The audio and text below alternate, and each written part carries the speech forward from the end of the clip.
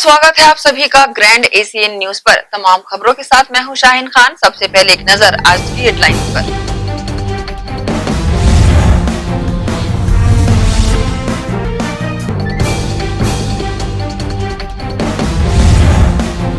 अमृत mission योजना के तहत बिछाई गई पाइपलाइनों के चलते नालियां हो रही जाम। पार्षद ने नाले की पुलिया पर बैठकर जताया आक्रोश।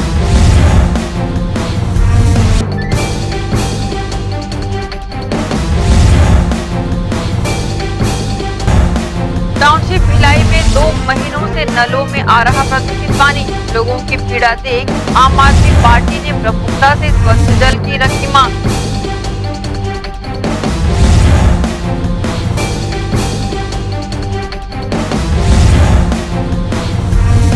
दुर्ग के पुलगांव स्थित वन विभाग नर्सरी में चल रही मनमानी। नर्सरी की सफाई की आड़ में काटे गए सैकड़ों पेड़। मामले में की जा रही नीपापोती।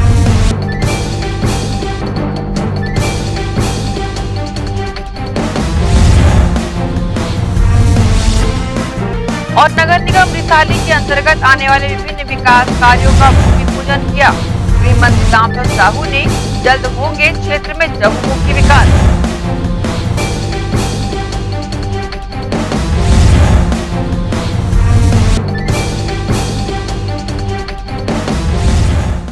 अब खबरें विस्तार से।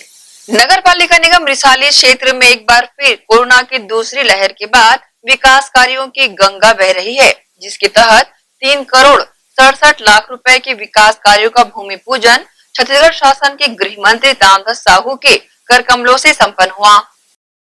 बीते वर्ष की तरह इस वर्ष भी कोविड-19 के संक्रमण की वजह से जिले व प्रदेश में लॉकडाउन लगाया गया था, जिसकी वजह से एक बार पुनः विकास की लहर रुक सी गई थी, जिसके बाद अब पूरे प्रदेश में अनलॉक की प्रक्रिया प्रारंभ कर दी गई है और रुके हुए विकास कार्यों के साथ नए विकास कार्यों की शुरुआत भी की जा रही है।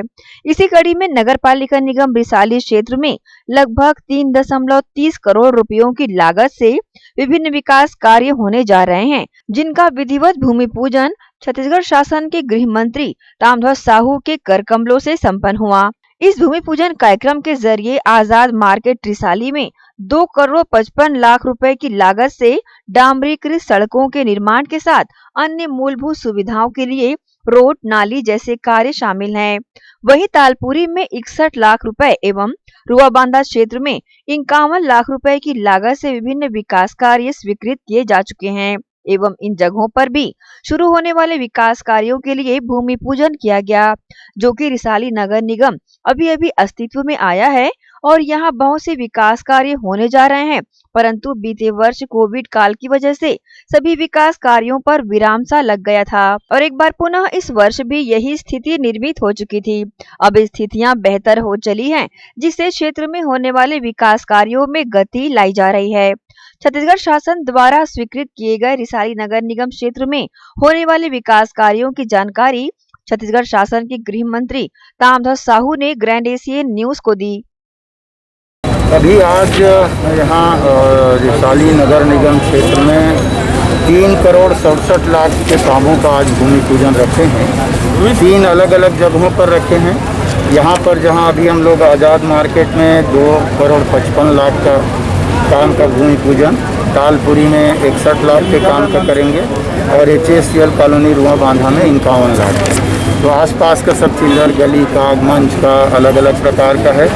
जैसे यहाँ पर जो कर रहे हैं रिसाली आज़ाद मार्केट में टैंक निगम है, वहाँ से डामरीकरण है 1.5 करोड़ करीब का। बाकी छोटा छोटा काम है, नाली है, सीमेंटीकरण है। हालांकि कोरोना की दूसरी लहर को रोकने के लिए लगाए गए लॉकडाउन के दौरान नगर पालिका निगम रिसाली क्षेत्र में बेहद जरूरी कार्यों को जारी रखा गया था, परंतु नवनिर्माण रूपी विकास कार्यों पर विराम लगा था, जो अब हट चुका है और एक बार फिर रिसाली निगम क्षेत्र में विकास की गंगा बह निकली है। ग्रैंड एशियन न्यूज के लिए संतोष शर्मा की रिपोर्ट।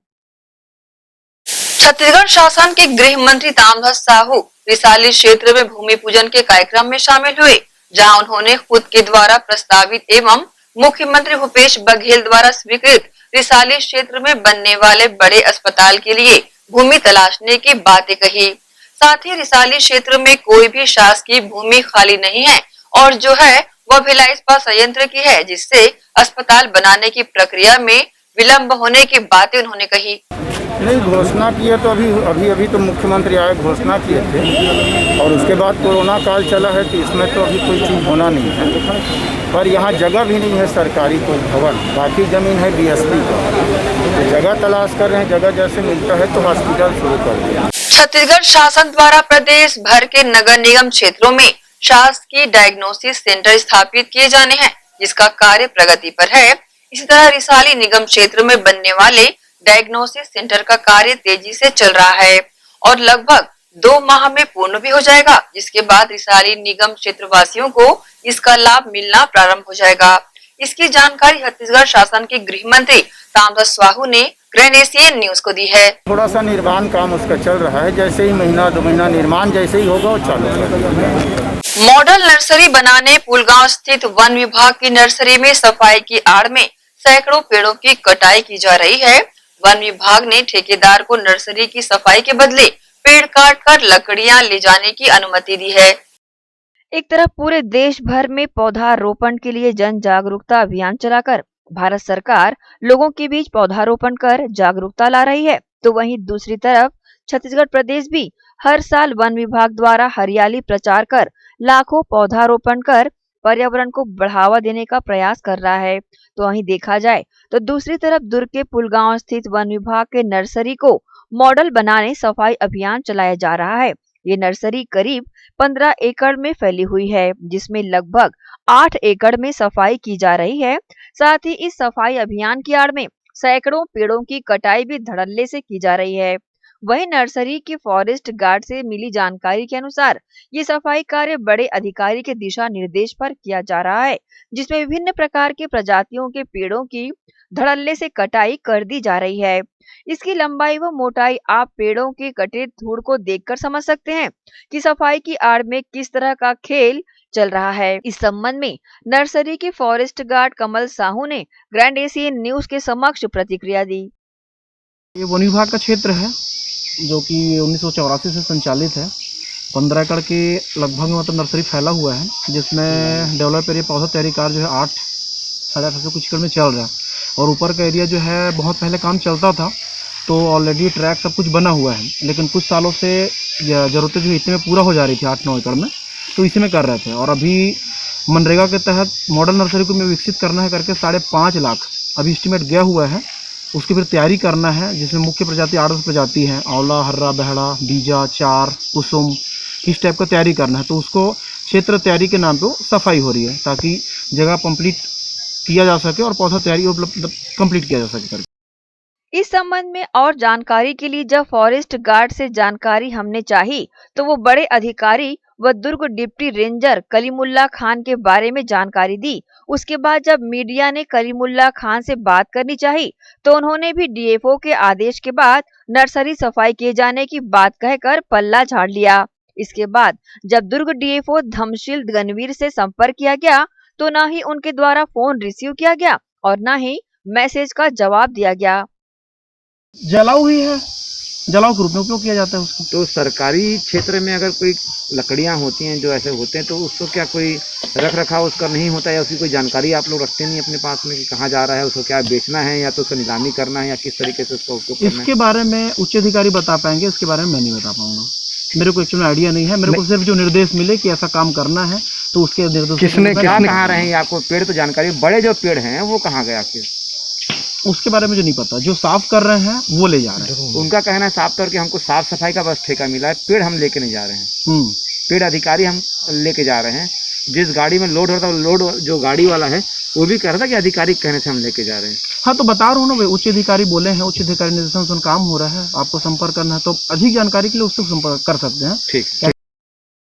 गौरतलब है कि इस 8 एकड़ की भूमि में सफाई के नाम पर जो सैकड़ों पेड़ों की कटाई की जा रही है, उसे ठेकेदार प्रदीप चंद्राकर जो जामगांव और हाओरी गांव को सफाई के बदले पेड़ों की कटाई कर लकड़ियां ले जाने की शर्त पर ठेका दिया गया है। अब देखने वाली बात यहाँ ये होगी कि क्या इस तरह से वन विभाग का कार्य किया जाता है। क्या कटे पेड़ों को विभाग के डिपो न भेजकर ठेकेदार को बेचने दिया जाएगा? पेड़ कटाई को लेकर क्या दुर्ग डिप्टी रेंजर डीएफओ को अंधेरे में रखा गया होगा, ये सब सवालों के घेरे में हैं। क्या बाद में सफाई के नाम पर से वन विभाग में ठेकेदार के लिए बिल बनाया जाएगा?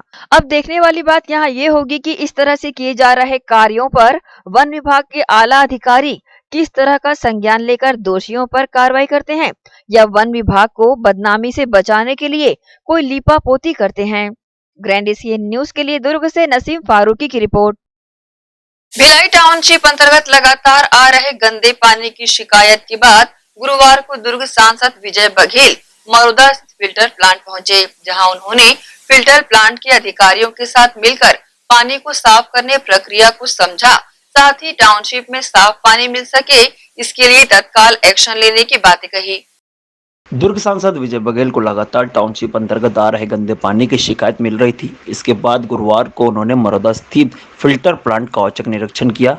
निरीक्षण के दौरान फिल्टर प्लांट के अधिकारियों के साथ मिलकर पानी को साफ करने की प्रक्रिया को समझा। फिल्टर प्लांट के अधिकारियों का कहना है कि पानी पूरी तरीके से साफ है और यह पानी पीने के योग्य है।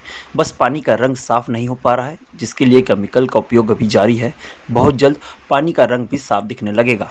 बहरहाल इस दौरान बीएसपी के अधिकारियों द्वारा सांसद विजय बघेल से कहा गया कि निगम के अधिकारी बीएसपी के पानी की शुद्धता को लेकर कई सवाल उठाते हैं, जो कि सरासर गलत है।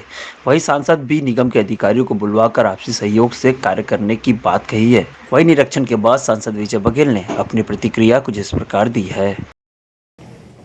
लगभग 1.5 महीने से मैं लगातार सभी अधिकारियों के संपर्क में रहा, चाहे वो भिलाई इस्पात संयंत्र हो, चाहे सिंचाई विभाग हो, चाहे निगम के कर्मचारी अधिकारी हों, और यहाँ के हमारे जो कर्मचारी नेता हैं, यहाँ के लोग हैं। क्योंकि मैं भी भिलाई सेक्टर 5 में रहता हूँ, तो मुझे भी मालूम है। और ये शुरुआत हुड़कों से हुई थी, होली से पहले, जब यहाँ मेरे साथ उपस्थित हैं संजय दानी भाई और वहाँ के पार्षद दिनेश यादव जी, सब शिकायत किए थे कि हुड़कों में गंदा पानी आ रहा है। उस समय से मेरा संपर्क अधिकारियों से रहा और लगातार मैंने ये जानने का प्रयास किया कि आखिर गंदा पानी आ क्यों रहा है। ये पहली बार हुआ है, भिलाई इस्पात संयंत्र के इतिहास में पहली बार हुआ है। क्योंकि मैं भी भिलाई इस्पात संयंत्र का कर्मचारी रहा हूँ और आज भी मैं वहीं का कर्मचारी अपने आप को मानता हूँ, इसलिए मेरी पहली प्राथमिकता ये है कि मैं भिलाई के बात को गहनता से, गहराई से जानूँ, तभी किसी के ऊपर दोषारोपण करूँ। और इसीलिए मैंने जानकारी ली, तो जानकारी से पता चला कि पहले तांदुला से जो पानी इस साल आया है वो 5-6 दिन लेट आया। जो डिमांड लेटर भेजे थे उसके बाद रेगुलर जो आते थे हर साल, उससे थोड़ा 5-6 दिन लेट हो गया। स्वाभाविक बात है, किसी कारणवश, किसी ऑफिशियल परेशानीवश नहीं आ पाई होगी, स्वाभाविक है। मैं किसी को दोष देना नहीं चाहता। और कारण ये बना कि जो पानी लेवल कम हुआ, उसके कारण कुछ सिल्ट नुमा जो टैंक में स्थान होता है, उसके जब पानी आया तो वो मिक्स हो गया पानी में। एक कारण वो है गंदा होने का।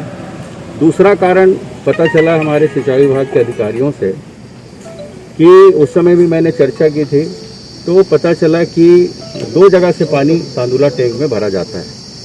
एक तो राजहरा तरफ से आता है, दूसरा कांकेर से है। क्योंकि राजहरा में माइंस है और राजहरा तरफ से जो पानी आता है वो इस साल जो माइंस की स्थिति है उसके कारण उधर से जो पानी आया वो केमिकल युक्त पानी हम लोग उसको कह सकते हैं। इसमें किसी का दोष नहीं है, वो तो नेचुरल फ्लो है जो आया।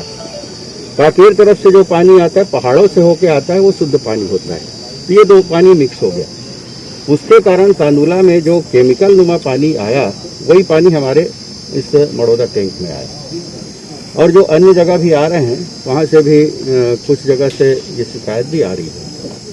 क्योंकि बीएसपी में ज़्यादा मात्रा में आया, उसके कारण यहाँ का मड़ौदा टैंक पानी के लिए हम ऐसा कोई दुष्प्रचार ना करें जिससे घबरा के ही लोग अपने आप को बीमार महसूस करने लगे।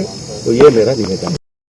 एक तरफ टाउनशिप के लोग नलों में आ रहे पानी को पीने से साफ इनकार कर रहे हैं, दूसरी तरफ मरोदा स्थित फिल्टर प्लांट के अधिकारियों का साफ कहना है कि जो पानी टाउनशिप को मुहैया करवाया जा रहा है पूरी तरीके से साफ है। कि जब मार्च के एंड में और अप्रैल के फर्स्ट वीक से तांदुला से हमें ऐसा पानी आ रहा था जिसमें कि इमल्सिफाइड ऑर्गेनिक मिला हुआ था।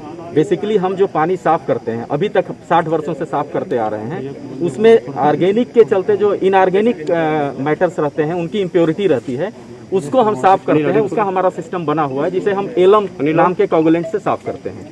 लेकिन जब ये पानी आया, ये ऑर्गेनिक इमल्सिफाइड था, इसमें इम्प्योरिटी जो एलम से सेपरेट नहीं किया जा सकता है, इसलिए हमने उसे एलम से हम पहले ट्राई किए, नहीं हुआ। एलम सर क्या होता है? हम लोग एलम एक कोगुलेंट है, फिटकरी जिसे आप भाषा में हिंदी में बोलते हैं, छोटे स्तर पे। तो जब व्यावसायिक स्तर पे ज्यादा पानी को साफ किया जाता है तो उसके लिए एलम यूज किया जाता है। तो एलम हम यूज करते हैं। पहले सामान्य स्थितियों में जब हमें पानी मिलता था तो हम 6 ppm एलम डोज करते थे अपने पानी में। हम per day approximately 1.5 lakh cubic metre per day पानी देते हैं भिलाई स्टील प्लांट को, यानी टाउनशिप और इस प्लांट को मिला करके। तो इतने को साफ करने के लिए जब हम एलम यूज करते हैं सफाई के लिए तो 0.6 ppm डोज करते हैं, 6 ppm। लेकिन क्या हुआ कि जब हमने ये पानी आया प्रॉब्लम, तो हम एलम डोज पहले बढ़ा के कोशिश की। हमें लगा कि इनऑर्गेनिक जैसे पहले आता है, गंदगी होगी तो गंदगी सेटल हो जाएगी, तो हमने एलम का डोज बढ़ाया। बट एलम से ये सॉल्व नहीं हुआ। तब हमने केमिकल कंपनी नाल्को से सलाह लिया, नाल्को को बुलाया, नाल्को का रिप्रेजेंटेटिव आए और इन्होंने 4-5 दिन तक हेक्टिक जार टेस्ट किया और तब इन्होंने बताया कि इस पानी में इनऑर्गेनिक इम्प्योरिटी नहीं है, वो ऑर्गेनिक इमल्सिफाइड ऑर्गेनिक का कलर हम पानी बना रहे हैं, वो बिल्कुल पीने लायक है।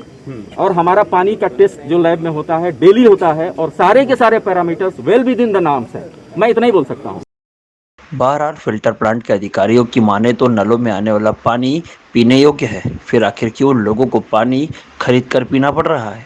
पानी जीवन का अहम स्रोत है, शायद इसीलिए लोगों में डर भी है कहीं मटमैला पानी पीने से कोई बीमार ना हो जाए। ग्रैंड एशियन न्यूज़ के लिए भिलाई से कैमरामैन जोहार चौहान के साथ रॉबिन ठाकुर की रिपोर्ट। इसी के साथ ही रुकेंगे एक छोटे से ब्रेक के लिए, जल्द हाजिर होते हैं। आप सब बने रहिए ग्रैंड एशियन न्यूज़ के साथ।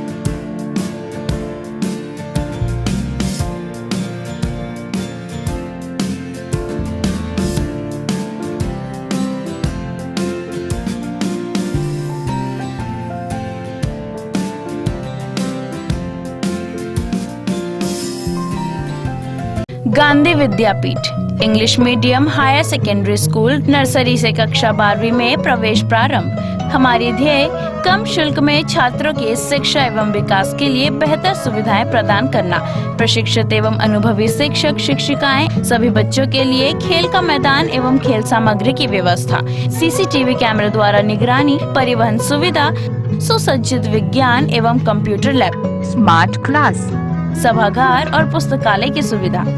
100% परीक्षा परिणाम, श्रेष्ठ छात्र को विशेष पुरस्कार, चिकित्सकीय जांच, नर्सरी और केजी कक्षा के छात्र को चार्ट, मॉडल एवं क्ले के माध्यम द्वारा शिक्षण, नवोदय एवं अन्य प्रतियोगी परीक्षाओं के लिए विशेष कोचिंग। हर वर्ष विद्यार्थियों का नवोदय में चयन, स्काउट गाइड और रेड क्रॉस सोसाइटी, विज्ञान प्रदर्शनी, आनंद मेला, वार्षिक दिवस और वार्षिक खेल दिवस का प्रतिवर्ष आयोजन, नैतिक शिक्षा के माध्यम से छात्रों की प्रतिभा का विकास। Gandhi Vidyapeeth English medium higher secondary school, Radhika Nagar, Bhilai. Rashtriya higher secondary school Shardapara camp 2 Bhilai. प्रवेश प्रारंभ, प्रवेश प्रारंभ, प्रवेश प्रारंभ। RB English medium school Shardapara camp 2 Bhilai अब नई साज सज्जा एवं सुविधाओं के साथ इंग्लिश मीडियम का अध्यापन केवल अंग्रेजी माध्यम के विशेषज्ञ शिक्षिकाओं द्वारा, अलग से विषय विशेषज्ञों द्वारा अध्यापन व्यवस्था, स्वच्छ एवं सुविधापूर्ण स्कूल परिसर में अध्यापन, निशुल्क नवोदय प्रवेश परीक्षा की कोचिंग व्यवस्था, बोर्ड परीक्षाओं हेतु विशेष कोचिंग, खेलकूद एवं मार्शल आर्ट की कोचिंग व्यवस्था, गांधी विद्यापीठ के विषय विशेषज्ञों शिक्षकों द्वारा विशेष सहायता, बस सुविधा उपलब्ध। अपने बच्चों के सुनहरे भविष्य के लिए आज ही संपर्क करें। राष्ट्रीय हायर सेकेंडरी स्कूल एवं RV English medium school Shardapara camp 2 Bhilai. Sunshine multi speciality hospital अब भिलाई 3 चरौदा में भी।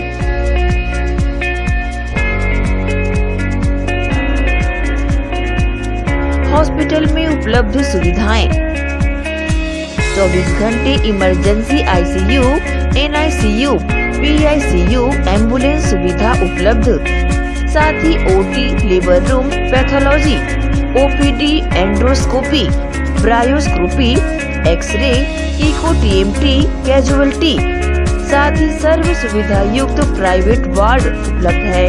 जनरल वार्ड, सोनोग्राफी व वेंटिलेटर उपलब्ध। सनशाइन मल्टी स्पेशलिटी हॉस्पिटल, हमारा पता IDBI बैंक के सामने, north Vasundhara Nagar, Bhilai 3 Charauda. Phone number 7772988811, 7772988822।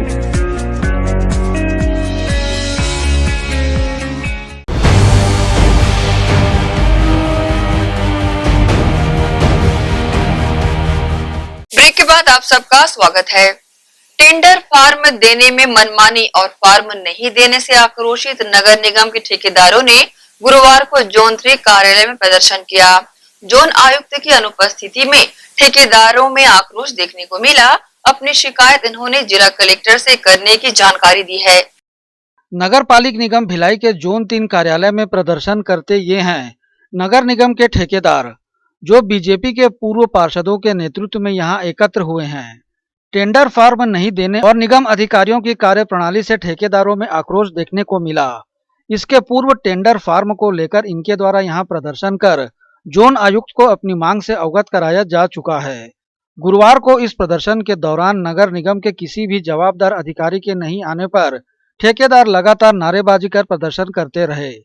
प्रदर्शन को लेकर पूर्व पार्षद रश्मि सिंह, ठेकेदार संघ के प्रमोद पांडे, पूर्व पार्षद सीनू राव ने अपनी प्रतिक्रिया दी।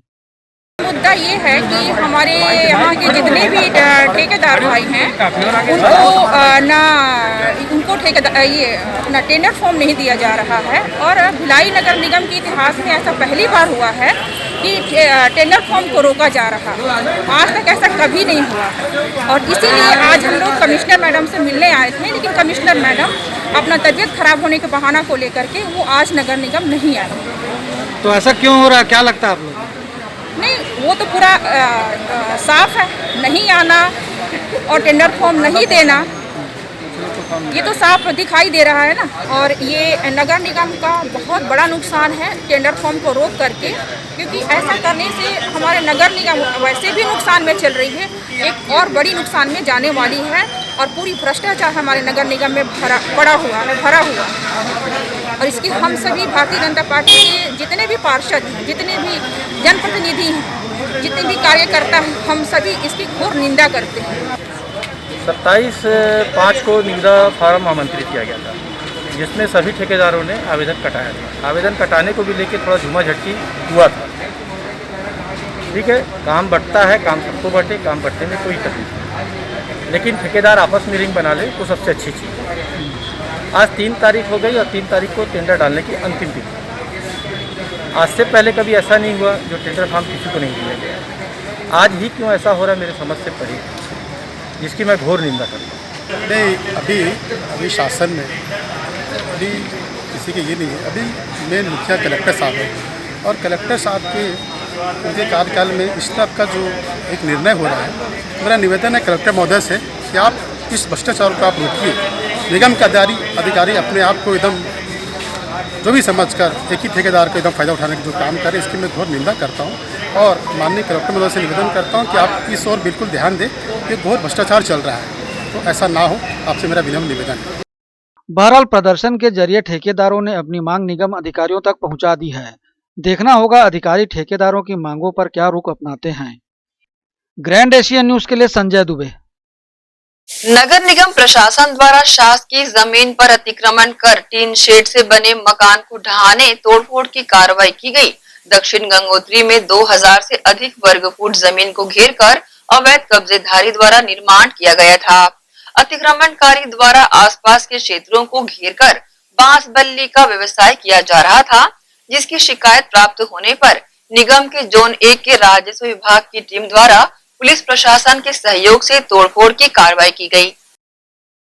बरसात पूर्व शहर के बीच से गुजरते बड़े नालों की सफाई को लेकर निगम प्रशासन ने व्यापक रूप से अभियान की शुरुआत की है। इसके तहत सूर्यकुंड तालाब हाउसिंग बोर्ड के समीप से गुजरते नाले की सफाई 50 कर्मचारियों की गैंग से कराई गई और मलबे को निकाला गया। सूर्यकुंड तालाब हाउसिंग बोर्ड के पास से निकले नाले में हर वर्ष बरसात के दौरान जल जमाव की स्थिति निर्मित होती है, जिससे आसपास के लोगों के घरों में नाले का पानी घुसता है। ऐसी स्थिति से निजात दिलाने निगम प्रशासन द्वारा नाले की सफाई कार्य को शुरू किया गया है, जिसमें 50 सफाई कर्मचारियों की गैंग को संसाधनों सहित लगाया गया है, जिससे नाले में जल जमाव की स्थिति बनने विराम लग सके।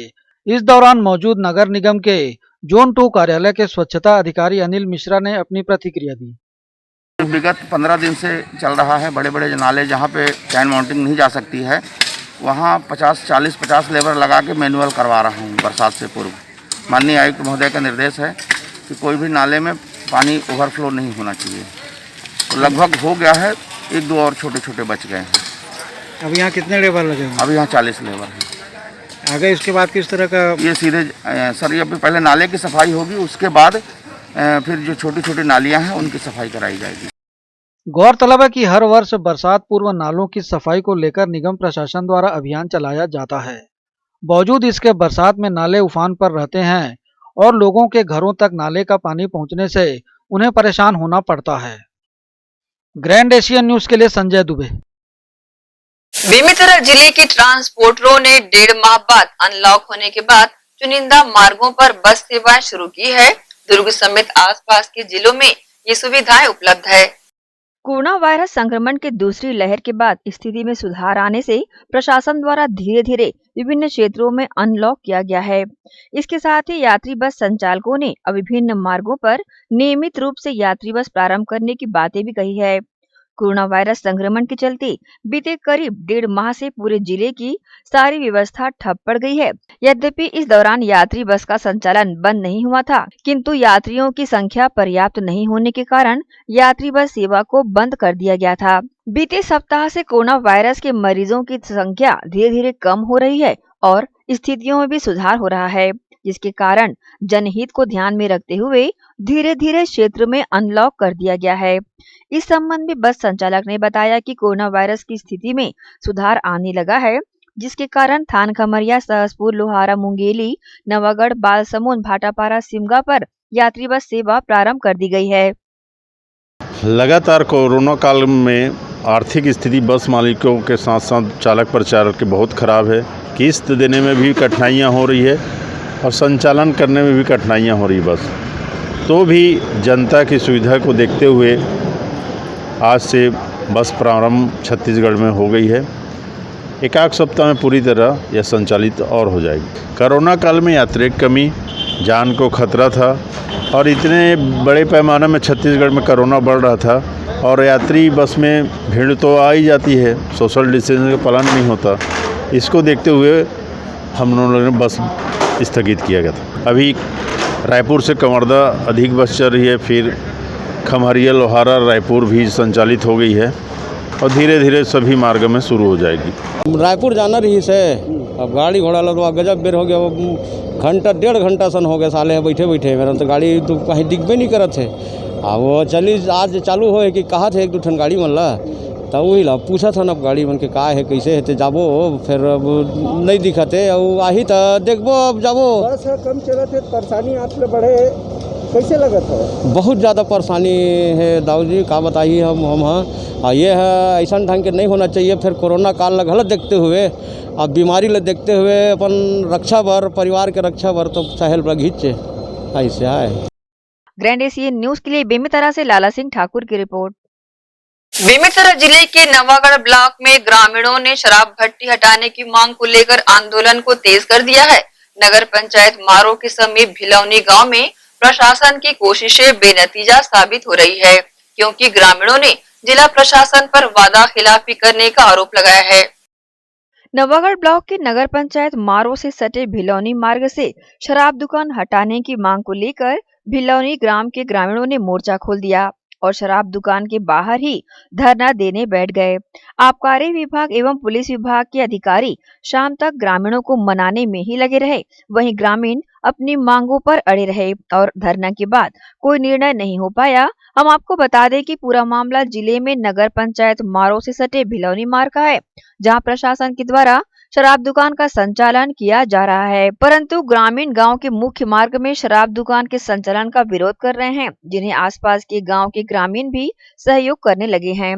फरवरी महीने में जब ग्रामीणों ने शराब दुकान हटाने को लेकर मांग की थी और प्रदर्शन किया था, तब जिला प्रशासन ने आनन फानन में अपना दामन बचाने ग्रामीणों के साथ 18 फरवरी को जिला कलेक्ट्रेट परिसर में बैठक ली, जिसमें जिला प्रशासन ने ग्रामीणों से 3 महीने का समय मांगा था, परंतु आज 3 महीने बीत जाने के बाद भी प्रशासन के द्वारा शराब दुकान नहीं हटाई गई है, जिसे लेकर ग्रामीणों ने जिले के कलेक्टर शिव अनंत तायल, जिला आबकारी अधिकारी, SDM एवं मारो चौकी प्रभारी को पत्र लिखकर अपने वादे के मुताबिक शराब दुकान हटाने की मांग की और धरना प्रदर्शन की चेतावनी दी, जिसके मद्देनजर ग्रामीणों ने मोर्चा खोल दिया और शराब दुकान के बाहर बैठकर प्रदर्शन करने लगे। पुनः भर्ती जो समयावधि जो 3 महीने की दी गई थी समाप्त हो गई है, भर्ती स्थानांतरण की प्रक्रिया की जाएगी। आबकारी विभाग की ओर से इसमें मैं कहना चाहूँगा कि चूँकि भर्ती स्थानांतरण की प्रक्रिया कोई सरल प्रक्रिया नहीं है, उसमें एक समय लगता है ना, उस समय पर विचार चल रहा है। लॉकडाउन की वजह से बहुत सारे प्रशासनिक कार्य प्रभावित हुए थे, जिस वजह से इसमें आगे नहीं बढ़ा जा सका है। इससे बेहतर जगह मिलने पर स्थानांतरण वाली बात पे आज जो हमारे उच्च न्यायालय पर भी अवगत कराया गया है कि अगर उससे बेहतर जगह मिलते तो स्थानांतरण की प्रक्रिया की जाएगी, तो वहाँ तक भी उसकी सूचना दी गई है। ग्रैंड एशियन न्यूज के लिए बेमेतरा से लाला सिंह ठाकुर की रिपोर्ट। इसी के साथ ही रुकेंगे एक और छोटे से ब्रेक के लिए, जल्द हाजिर होते हैं। आप सब बने रहिए ग्रैंड एशियन न्यूज के साथ।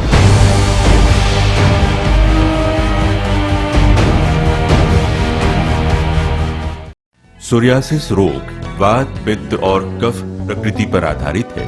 सोरियासिस रोग एक कुष्ठजन्य रोग है। ये कोहनी जांघों के बाहर धड़, कमर, पीठ और पेट में होता है। ये तांबे रंग और रक्त वर्ण का शुष्क सा छिलके युक्त शरीर में चकत्ते के रूप में दिखाई पड़ता है। प्रथम अवस्था में ये सिर के बालों के बीच पिन के नुक्के, सरसों या मसूर के दाने की तरह उत्पन्न होता है, जिससे व्यक्ति को सिर में रूसी का भ्रम होता है और यही फिर धीरे धीरे सिर से बाहर निकलकर संपूर्ण शरीर में फैलने लगता है। ये मामूली खुजली जैसा लगता है। ये खुजली पसीने के बहाव या आर्द्रता मिलने पर पड़ती है। चमड़ी में खिंचाव और चमचमाहट बनी रहती है। इस रोग के जख्मों पर तीव्र स्राव होने की संभावना नहीं होती। ये 100% गठिया रोग को जन्म देता है, जिससे व्यक्ति हमेशा के लिए अपंग हो जाता है। इस बीमारी का इलाज वायरो रिसर्च एवं स्किन केयर क्लिनिक द्वारा तैयार किए गए विशेष आयुर्वेदिक रस रसायन द्वारा संभव है। संपर्क करें doctor HC Agrawal, doctor VK Agrawal, Viro research एवं skin care clinic, station road, दुर्ग।